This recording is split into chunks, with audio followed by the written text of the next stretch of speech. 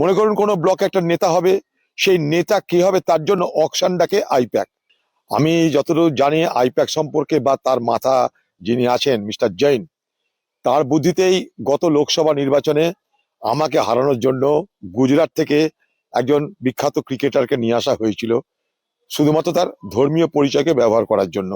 পাশাপাশি আমাকে হারানোটা নিশ্চিত করার জন্য এই আইপ্যাকের বুদ্ধিতে পরামর্শে দিদির দলের এমএলএ হুমায়ুন কবিরকে সামনে রেখে দাঙ্গা এবং দাঙ্গার পরবর্তী হিন্দুদেরকে ভয় ভীত করে দেওয়া এবং সেই সুযোগে হিন্দু ভোটকে বিজেপির পক্ষে ঠেলে দেওয়ার এই চক্রান্ত করা হয়েছিল।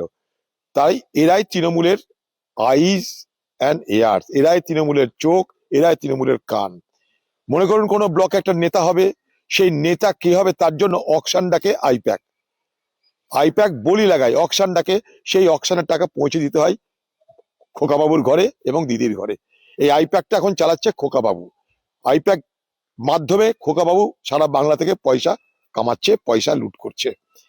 এবার আমি প্রশ্ন করতে চাই দিদিকে যে ইডির জন্য, ইডির হামলাতে আপনি এত মাথা ব্যথা করছেন কেন?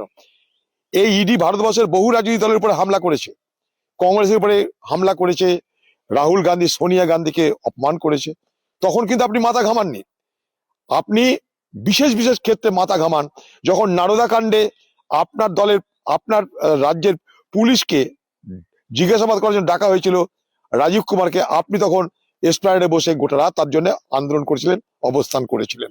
কিন্তু এই বাংলায় যখন আরজিকর কাণ্ড ঘটে, এই বাংলায় যখন কসবার মহিলার ধর্ষণের কাণ্ড ঘটে, এই বাংলায় যখন প্রতিদিন নারীদের উপরে অত্যাচার, ধর্ষণ, লুট, দাঙ্গা হচ্ছে, তখন কিন্তু আপনি এইভাবে সোচ্চার হন না।